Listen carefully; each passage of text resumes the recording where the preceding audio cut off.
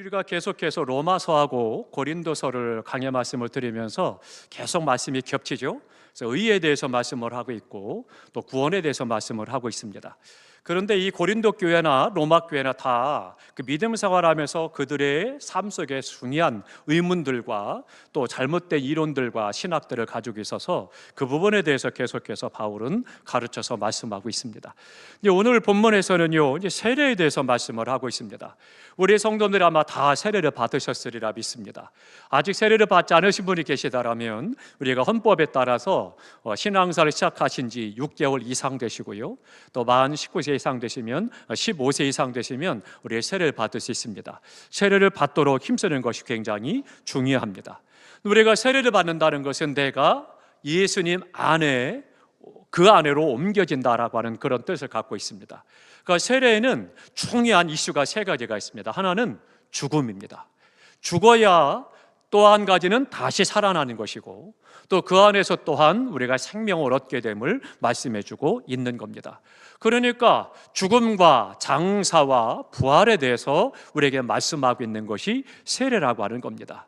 그러니까 내가 세례를 받는다는 것은 단순히 성부, 성자, 성령으로 우리가 물을 끼얹어서 세례를 받는 그런 정도로 끝나는 것이 아니고 의식이 아니라 중요한 것은 그 안에서 내가 죽어지고 장사 지낸 바 되고 주님과 함께 다시 산다, 그것을 말씀해주고 있는 것이 세례입니다.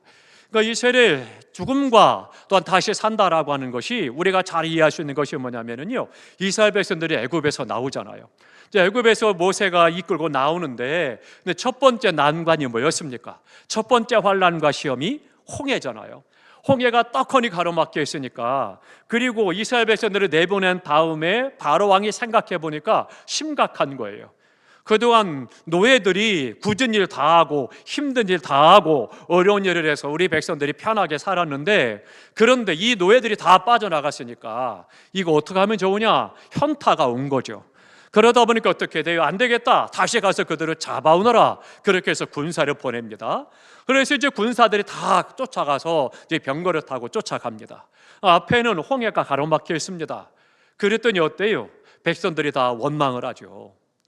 지금 나온 지 얼마 안 됐어요. 하나님의 은혜가 너무 감사하다, 감격하다, 우리의 눈물의 기도를 듣고 우리 찬양을 듣고 하나님이 우리 해방시켜줬다고 감사하고 감격한 지 얼마 안 됐는데, 그런데 지금 그 환란이 딱 앞에 있으니까, 그러니까 이제 사면 초과가 되니까 하나님을 향해서 원망을 하고 모세를 향해서 원망을 하죠. 그때 하나님께서 모세가 기도합니다. 하나님, 그 기도와 하나님 들으시고 어떻게 하셨어요? 야, 지팡이를 들어서 가르쳐라. 지팡이를 들어서 가르치니까 홍해가 갈라지죠. 홍해가 갈라져서 육지같이 건너가게 됩니다. 근데 하나님께 이스라엘 백성들이 다 이제 건너가는 동안에 이제 이 군사들이, 애굽의 군사들이 쫓아오는데 그들이 또 거의 다 쫓아왔죠. 그런 상황이 되는데 하나님은 다시 바닷물을 담으십니다. 닫으셔서 그래서는 그 나라 군사들을 다 수장을 시켜버립니다. 그러니까 그 물속에서 죽임받았고 물 가운데 지나갔다는 것은 세상과 죄와 악의 노예에서부터 우리가 해방되고 그 안에서 죽음받았다는 거예요. 죽어 장사 지낸 바 됐다. 그러니까 애굽의 병사들과 같이 그렇게 수장됐다, 그것을 말씀하고 있는 거죠. 그러나 이스라엘 백성들은 다 육지와 같이 건넜어요. 그래서 이제는 죄와 무관하게 새롭게 하나님 앞에 생명을 얻은 그런 새 삶을 살게 되는 새로운 존재가 됐다는 거죠. 그러니까 노예에서 이제 해방돼서 참 자유자로 살아가는 겁니다.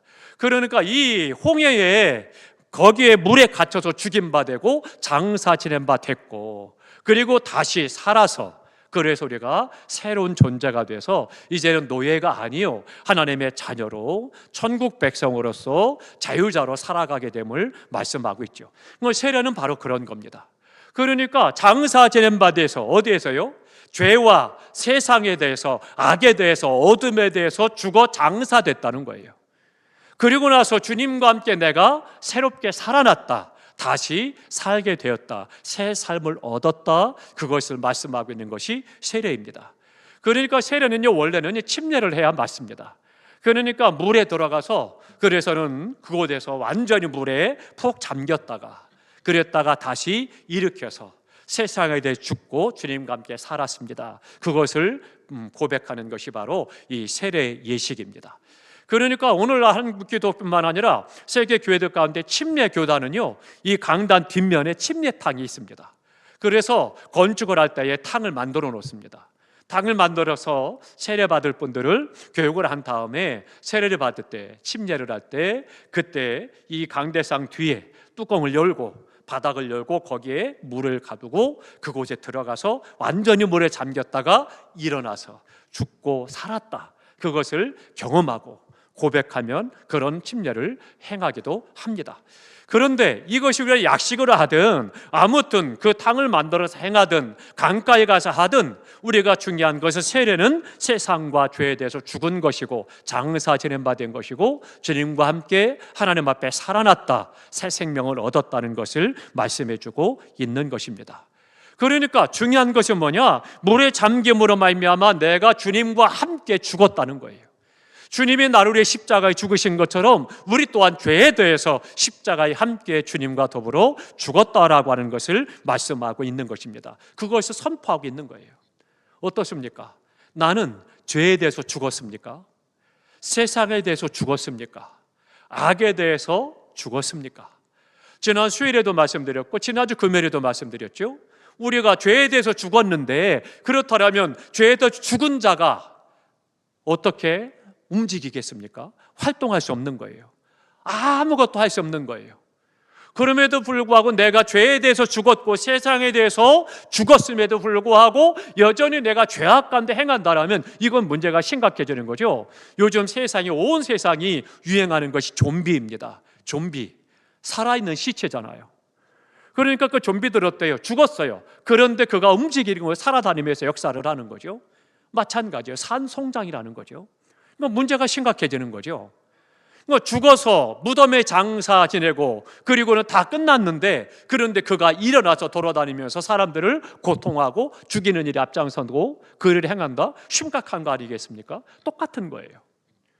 우리가 주님 앞에 완전히 내가 죽어졌다, 바울의 고백과 같이 내가 십자가의 날마다 죽노라고 고백했던 것처럼 우리가 죄에 대해서 세상에 대해서 계속해서 죽어야 되는 것을 말씀해 주고 있습니다. 또 하나 중요한 것이 이제 물에서 죽었다 끝난 것이 아니라 다시 일으키셨어요. 세상에 대해서는 죽었지만 주님과 함께 하나님 앞에 다시 살아났다, 새 생명을 얻었다, 그렇게 말씀해 주고 있습니다. 그러니까 우리는 새 삶을 살아요.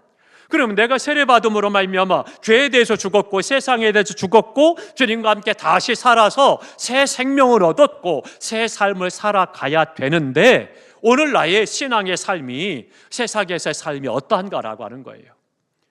하나님의 사람으로 세례받고 구원받은 하나님의 자녀로 살아가고 있느냐, 죄와 더불어 살아가고 죄를 즐기고 살아가고 죄에 끌려 살아가고 죄의 종노릇하며 살아가고 여전히 죄에 매여서 살지는 않느냐, 그것을 우리에게 질문하고 있는 거죠.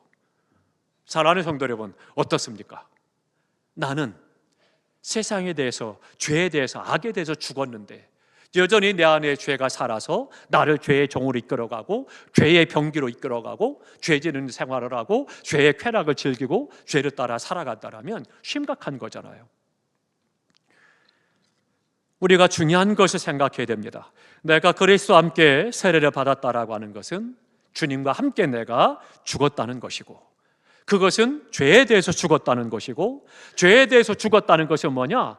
정죄를 받지 않는다는 거예요. 하나님 앞에 우리가 섰을 때 하나님께서 우리를 성웅이 너 이런 죄를 졌지, 그렇게 정죄를 받는다면 어느 누구도 천국 갈 사람이 없죠.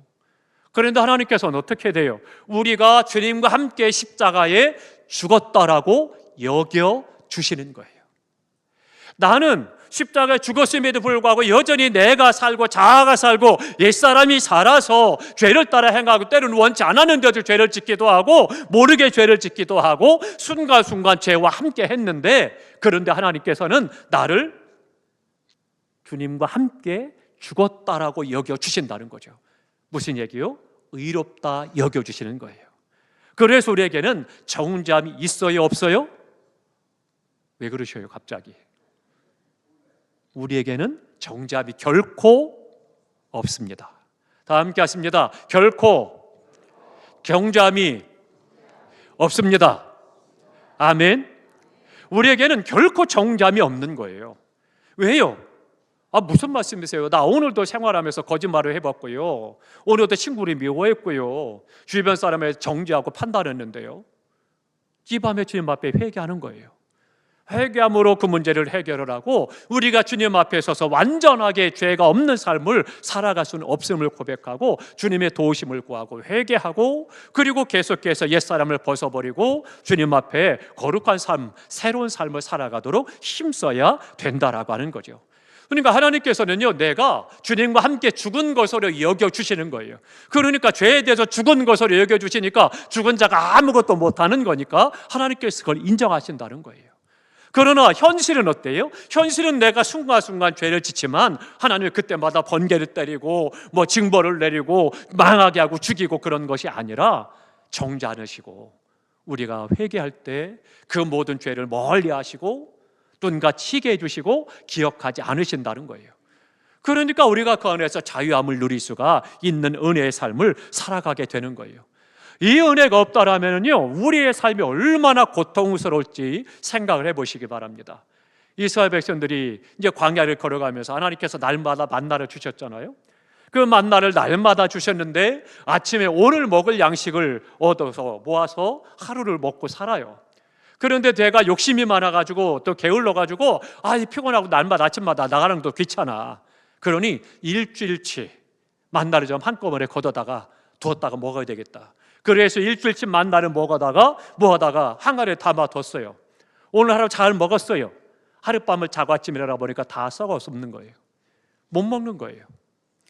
하루하루 하나님의 은혜로 살아가게 되는 것을 이스라엘 백성들이 훈련하는 거예요. 그러니까 마음속에 어떤 생각이 있고 내가 지혜로운 것 같고 내가 뭔가 좀 잘할 수 있는 것 같고 내가 뭔가 능력 있는 것 같지만, 그러나 사실은 하나님의 은혜가 아니면 안 된다라고 하는 것을 가르치고 훈련을 시키셨던 거죠. 그러니까 우리가 날마다 순간마다 그 은혜가 필요하다는 거예요. 하나님께서 내게 도우신 은혜, 그 은혜로 말미암아 우리는 정죄함에서 벗어났고 이제는 정죄함이 없고, 이 죄로 말미암아 이스라엘 백성들이 어떻게 됐어요? 광야에서 다 엎드려 죽었잖아요. 그런데 하나님께서는요, 그들 가운데 또한 광야에서 태어난 자들을 가나안 땅에 들어가게 하시고 그곳에서 하나님의 백성으로 살아가도록 인도하시는 것을 볼 수가 있습니다. 죄에는 반드시 형벌이 있는 거예요. 그런데 우리가 죄에 대해서 죽었다라고 하는 것은 결국은 그 죄에 대해서 죽었기 때문에 죄에 대해서 자유하다, 그렇게 말씀하는 거예요. 죄에 대해서 자유하지 못하면요, 죄송하지만 사람이 정신병에 걸립니다. 그리고 그 죄가 나의 발목을 잡아서 내 인생을 망가뜨리고 가정을 망가뜨리고 인생을 무너뜨리는 것들을 볼 수가 있죠. 그렇기 때문에 죄에 대해서 자유하다는 것이 얼마나 큰 하나님의 은혜인가를 우리가 깨달아 알아야 되는 거고요. 그러고 나면은 어때에 대해서요? 죄에 대해서 죽었고 형벌에 대해서도 자유하게 되고 자유케 되는 것을 볼 수가 있습니다. 그러니까 심판에 대해서도 내가 자유한 거예요. 그러니까 결코 정죄함이 없다, 그렇게 말씀해주고 있습니다. 그러니까 죄의 습관, 죄의 욕망이 더 이상 나를 지배하지 못한다, 그런 뜻입니다. 어때요? 그러면 생각해 보십시오. 내 마음속에 내가 죄를 지었다라고 가정을 합니다. 가정을 해서 죄를 졌는데, 근데 그 죄를 짓는 과정을 보면 처음에 어때요? 먼저는 내게 죄가 와요. 유혹이 오는 거예요. 유혹이 와서 그래서 내 감정을 터치하고 내 마음을 움직여요. 그래서는 그 마음에서부터 이제 화가 나기 시작을 하고, 또 그러다 보면 어떻게 돼요? 그것을 내가 믿음 안에서 절제하고 하나님의 은혜로 삭히고 그리고 인내하며 이기면 되는데, 그렇지 못하게 되면 어떻게 돼요? 쏟아내는 거예요. 그러면 죄를 짓게 되는 거죠. 그러니까 그 마음으로부터 시작이 되는 이것에 대해서 사단이 와서 슬슬 시동을 걸 때, 유혹하고 살살 긁을 때, 그때 우리가 그 죄를 깨닫고 멀리 해야 된다는 거죠. 그 유혹은 누구나 받는 거예요. 유혹 없는 사람 없습니다. 예수님께서도 어때요? 시험살에서 그 유혹을 받으셨잖아요. 사단이 와서 야, 네가 하나님 아들 아니야? 그러잖아도 하나님의 아들 이 땅에 왔는데 아무도 알아주지 않잖아요. 아무도 인정하지 않잖아요. 예수님의 제자들도 예수님이 그렇게 말씀하는데도 인정하지 않잖아요. 형제도 또 인정하지 않았어요? 근데 사단 마귀가 인정하죠. 야, 네가 하나님의 아들이잖아. 얼마나 좋겠어요. 그러니까 사단 마귀가 하나님의 아들이니까 네가 성전에 뛰어내려. 그럼 천사가 와서 받들면 사람들이 너를 인정할 거 아니겠어? 너무 지혜로운 거죠. 얼마나 지혜로워요. 그런데 주님은 말씀으로 물리치죠. 만일에 거기에 넘어갔다면 어떻게 되겠어요? 마귀의 종로로 타게 되는 거고, 사명을 감당이 못한 거고, 인류를 구원할 수 없는 거죠. 그러니까 우리가 순간순간마다 우리에게 찾아오는 죄의 습관과 죄의 욕망에 대해서 끊어내고 잘라내야 된다는 거예요. 이것을 이겨야 되는 거죠. 이것을 이기지 못하면 우리가 죄를 짓게 되는 거거든요. 그러니까 우리가 생활 속에서 순간순간마다 나는 이제 세례를 받아서 죄에 대해서, 세상과 악에 대해서 죽은 것이고 주님과 함께 다시 살았고 새 삶을 살아가는 사람이니까 이제는 죄의 욕망과 죄의 습관이 나를 지배하지 못하도록, 죄의 병기로 들여지지 않도록, 죄를 짓지 않도록 힘써야 된다는 거예요. 그래서 요한은 뭐라고 그래요? 피 흘리기까지 싸우라는 거예요. 죄를 안 지으려고 피 흘리기까지 싸우라는 거예요. 그렇게 싸워서 죄를 이기라, 그렇게 말씀을 하고 있는 거죠. 어떻습니까? 나는 죄를 짓지 않으려고 얼마나 애를 쓰는지요. 내가 얼마나 말씀을 쫓아 의롭게 살려고, 거룩하게 살려고 힘을 쓰느냐는 거예요. 우리에게 이 세례는 그것을 우리에게 말씀해 주고 있죠. 더 이상 오늘 본문에 말씀하죠. 죄 가운데서 그렇게 말합니다. 더 이상 죄 가운데 살지 말라, 그렇게 말씀하고 있습니다. 그런데 문제는 우리가 죄를 짓지 않고 살 수는 없다는 거예요. 그렇지만 하나님께서는요, 더 이상 내가 죄를 짓지 않으려고 애를 쓰고 또 죄와 피 흘리기까지 싸워서 어떻게든지 죄를 안 지으려고 하는 그런 것들에 대해서 말씀하면서 반대로 의롭게 살도록 힘써라, 거룩하게 살도록 힘써라, 그것을 말씀하고 있는 거예요. 의와 거룩함으로, 성결함으로 옛사람을 벗어버리고 그렇게 살라는 거예요. 그러면 어때요? 바울은 은사가 많고 능력이 많았어요. 바울은 어땠을까요? 바울은 나와 같은 그런 고민을 했을까요? 천국까지 구경하고 온 사람이고 그림자만 덮여도 질병이 치료받는 사람이에요. 그가 일할 때 썼던 앞치마만 덮여도 질병이 치료받는 사람이에요. 하나님과 말하는 사람이에요. 대면하고 주에게 대화를 받는 사람이에요. 그런데 그는 어땠을까요? 환난과 시험이 올 때, 고난이 올 때 어땠을까요? 그냥 그렇게 항상 믿음 안에서 아무런 문제도 없고 그런 것들이 어려움이 없이 그냥 다 무조건 승리했을까요? 아닙니다. 문제가 심각할 때는 때로 책망을 하기도 하고, 그리고 죄의 유혹이 올 때마다 그것 때문에 아파하고 괴로워하고, 질병의 문제 때문에 괴로워하고 고통스러워하고, 계속 그도 미혹과 유혹에 노출되어지고 그 안에서 고민했어요. 그래서 뭐라고 그래요? 내 안에 성령의 법과 육체의 법이 싸운다라고 그러잖아요. 그럼 이 고백을 했을 때가 언제냐? 바울이 처음 예수를 만났을 때가 아닙니다. 처음 예수를 만나서 믿음이 연약할 때, 어린아이 믿음일 때 죄와 성령이 내 안에서 막 싸워서 갈등한다라면 이해가 되겠죠. 아직 믿음이 약하니까. 그런데 이미 3층전까지 갔다 왔고 하나님과 대화할 정도로 그렇게 영적으로 깊이 있는 사람이었고 그 능력이 있는 사도였음에도 불구하고, 그럼에도 불구하고 그는 그 고백을 한 거예요. 누가 나를 이 사망의 몸에서 건져낼 거냐? 육체의 법과 성령의 법이 계속 내 안에서 싸운다는 거예요. 사랑하는 성도 여러분, 죄의 문제 때문에 괴로워하고 힘들어하는 거 중요합니다. 그렇지만 거기에 매여서는 안 돼요. 오래 하나님 앞에 회개하고 말씀을 따라 의와 진리로 살아가도록 힘쓰는 것이 더 중요합니다. 그때 성령께서 내 안에서 능히 그 일을 이루어가도록 역사하신 은혜를 경험할 수가 있는 거죠.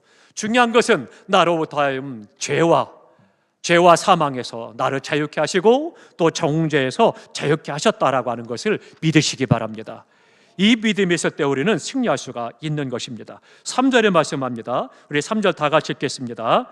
무릇 그리스도 예수와 합하여 세례를 받은 우리는 그의 죽으심과 합하여 세례를 받은 줄을 알지 못하느냐. 즉 주님과 함께 내가 죽었고 주님과 함께 다시 살았다, 그렇게 말씀하고 있죠. 6절 봅니다. 6절 다 함께 했습니다. 우리가 알거니와 우리의 옛사람이 예수와 함께 못 박힌 것은 죄의 몸이 죽어 다시는 우리가 죄에게 종노릇하지 아니하려 함이니. 아멘. 그러니까 죄에게 종노릇 하지 말아야 된다 말씀합니다. 죄가 찾아오면 어떻게 돼? 싸워 이기라는 거예요. 물리치시기 바랍니다. 예수님의 권세를 가지고 이기시기 바랍니다. 주님 앞에 엎드려 그때마다 기도하고 행하는 거죠. 예전에 아마 우리 성도님들 기억하실 거예요. 우리 교회가 다 1:1 제자 영역 성격보를 다 했다라고 들었어요. 근데 그때 공부 과정 속에 예화 하나가, 그런 예화가 있어요. 젊은 청춘 남녀, 우리 청년들, 학생들이 함께 기도의 모임에 참석해 너무 감사해요. 청춘 남녀가 이제 함께 나가서 일을 해요. 믿음으로 살아요. 그러다 그들이 바닷가에 갔어요. 바닷가에 갔는데 너무 분위기도 좋은 거예요. 로맨틱한 그런 분위기에 있는 거예요. 노을도 지고 정말 아주 따뜻하고 분위기가 너무 좋은 거예요. 그런데 청춘 남자가 마음에 음심이 생겼어요. 그래서는 마음속에 음란한 생각이 들고, 그러니까 어떻게 되겠어요? 야, 우리 음란한 마음이 들면 죄 지는 거니까 우리가 이기자. 우리 둘이 손을 붙잡고 간절히 음란한 마음이 물러가도록 기도하자. 둘이 남녀가 손을 잡았어요. 전기가 찌릿찌릿 옵니다. 어떻게 됐을까요? 죄를 이겼을까요? 안 그렇습니다. 벗어나야 되는 거예요. 그런 마음이 들 때, 그런 죄의 유혹이 올 때는 그 자리를 떠나야 되는 거예요. 그런데 우리가 여기서 이겨보자 그래가지고 막 내가 믿음이 대단한 것처럼 그렇게 붙잡고 간절히 둘이 기도한다라면 오히려 문제가 되는 거죠. 요셉이 어땠습니까? 아무도 보는 사람 없었잖아요. 아는 사람 없잖아요. 딱 둘이잖아요. 그런데 어때요? 하나님 앞에 내가 범죄할 수 없다. 그리고 당신의 주인에게 내가 이런 일을 행할 수 없다. 뛰쳐나가잖아요. 거기서 잡아당기니까 옷을 벗어버리고 도망가잖아요. 그래야 죄를 안 짓는 거예요. 그러니까 죄에 대해서 너무 가볍게 여겨서도 안 됩니다. 죄가 집요합니다. 죄가 굉장히 까탈스럽고요, 얘가 굉장합니다. 그러니까 우리가 믿음 안에서 그 자리를 벗어나야 되는 거예요. 죄에 대해서 다시 한번 생각하고 그 안에서 벗어나서 들이지 않도록 힘쓰는 것이 필요합니다. 그럼 믿는 자는 이제 주님과 함께 죽었어요. 그런 다음에 다시 삽니다. 다 함께 하십니다. 세례받은 것은 주와 함께 다시 산 것이다. 내가 주님과 함께 다시 살아난 거예요. 그러니까 도심과 함께 다시 살아날 새 생명 얻은 기쁨이 얼마나 감격스럽겠습니까? 얼마나 놀랍겠어요. 그 전에는 죄와 어둠과 두려움과 낙심과 절망 가운데 세상 모두가 다 회색 벗이고 칙칙하고 어두컴컴했는데, 이제는 새 생명을 얻고 보니까 세상 모든 만물이 나를 축하하는 것 같고 나를 노래하는 것 같고 나와 함께 즐거워하는 것 같고 기쁜 거예요. 그 은혜가 있다라고 하는 거죠. 그러니까 하나님께서는요, 우리에게 세례받은 자들은 주님과 함께 다시 살아났다, 그렇게 여겨주시는 거예요. 우리가 죄에 대해서는 죽었고 주님과 함께 다시 살아났다라고 여겨주시는 분이 바로 하나님이십니다. 하나님이 여겨주시면 옆 사람이 아무리 나한테 와가지고 성웅이 너 이런 죄 졌잖아 저런 죄 졌잖아 아무리 떠들고 정죄해도 상관없는 거예요. 사단 마귀가 찾아와서 침수하는 자예요. 사단은 침수하는 자입니다. 침수하는 자는 뭐냐? 턱 밑에 앉아가지고 계속 고소하는 사람이에요. 턱 밑에 앉아가지고 하나님, 성웅이 죄요, 이런 죄를 졌고 저런 죄를 졌고요, 저렇게 했고 저렇게 했고 계속 떠드는 거예요. 그런데 하나님께서 야, 성웅이 예수와 함께 죽고 예수와 함께 살았어, 끝나는 거예요. 네가 아무리 떠들어도 예수로 말미암아 죄에 대해서 죽었고 나와 함께 살았어. 사단 마귀가, 죄송합니다, 세상 말로 깨갱하는 거예요. 아무런 의미가 없는 거예요. 결코 죄의 정죄함에 빠지지 마시기 바랍니다. 그거 의로운 거 아니에요. 죄책감을 가지고 와서 사단이 자꾸 내 마음속에 자꾸 죄책감을 집어넣고 그런 마음 들 때 잘라내셔야 됩니다. 우리가 주님 안에서 다시 살아났다라고 하는 것은요, 왜 하나님께서 인정을 하시느냐? 능력 때문입니다. 하나님의 권능으로 우리를 살리셨다 말씀합니다. 그러니까 찾아봅니다. 고린도전서 6장입니다. 고린도전서 6장 14절입니다. 신약 성경, 제가 갖고 있는 성경은 270쪽입니다.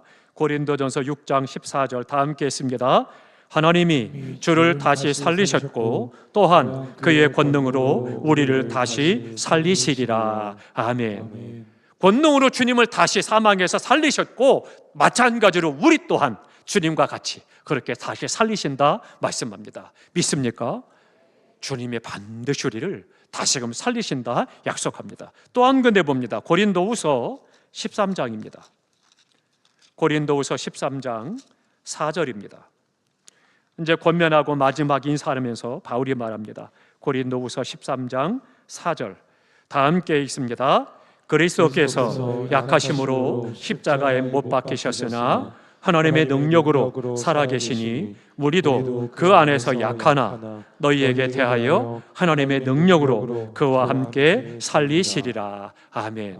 우리는 약합니다. 우리는 부족하지만, 우린 능력이 없지만 하나님의 능력으로 주님을 달리셨고 그 능력을 우리 또한 살리실 것을 말씀해 주고 있는 것입니다. 그러면 한 가지 질문을 드릴게요. 왜 우리를 죄에 대해서 죽게 만들고 또 죄에 대해서 자유케 하고 그리고 주님과 함께 다시 살게 하고 그것을 여겨주느냐는 거예요. 현실은 날마다 순간순간마다 죄를 짓고 범죄하고 또 회개하고 눈물 흘리고 또 죄를 짓고 그러는데도 불구하고 하나님께서 왜 우리를 의롭다 인정해 주시고 그리고 우리를 다시 살리느냐라고 하는 거예요. 왜 그러실까요? 그 이유가 어디 있느냐라고 하는 거죠. 우리는 그리스도 안에서 행하도록 하기 위해서입니다.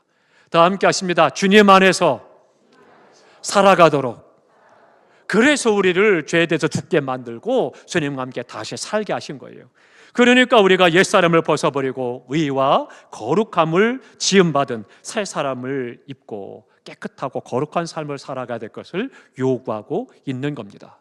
골로새서 2장 6절에서는요, 우리에게 예수 그리스도를 주로 받았으니 그 안에서 행하되, 즉 주님 안에서 살아가되 어떻게 해요? 에베소서 4장 1절에 보니까 부르심에 합당하게 행하라. 그러니까 우리가 주님 안에 행하는데 부르심에 합당하도록 나를 구원하신 목적을 이루라, 그렇게 말씀합니다. 그래서 갈라디아 5장 16절에는 성령을 쫓아 행하라, 육체 욕심을 이루지 아니하리라. 성령 충만하시기 바랍니다. 성령이 충만하면 우리가 죄의 유혹을 이길 수 있다는 거예요. 그리고 의롭고 거룩한 삶을 살아갈 수 있고 옛사람을 벗어버릴 수가 있고 하나님의 자녀로 살아갈 수가 있다는 거예요. 어떻게 해요? 성령을 따라 행할 때 이 밤에 성령 충만하시기 바랍니다. 죄에 대해서 고민하지 마시고 성령 충만하시면 그 성령이 내 안에서 능히 이기게 하시는 것이고 분별하게 하시는 것이고 그 안에서 깨닫게 하시고 의와 거룩함으로 하나님의 자녀로 새로운 삶을 살아가도록 인도해 가시는 겁니다. 우리 모두가 성령 충만하셔서 부르심에 합당하도록 옛사람의 모습을 벗어버리고 주와 함께 거룩한 삶을 살아가는 우리 모두가 될 수 있기를 주님의 이름으로 축원합니다. 이를 위해서 늘 주님과 교제해야 돼요. 성령 충만한 것은요, 늘 말씀과 기도 가운데 주님과 함께 하는 거예요. 그럴 때 우리가 그 안에서 죄를 분별하게 되고 영을 분별하게 되고 또 미혹하는 것을 깨달아 알게 되고 싸워 이기게 되고 거룩한 하나님의 사람으로 세워나가게 됩니다. 우리 모두가 다 말씀 읽는 일, 말씀을 듣는 일, 말씀을 배우는 일, 또 기도하는 일에 힘쓰셔서 성령의 충만한 가운데 죄를 이기고 하나님의 사람으로 살아가는 우리 모두가 될 수 있기를 축복합니다. 기도하겠습니다.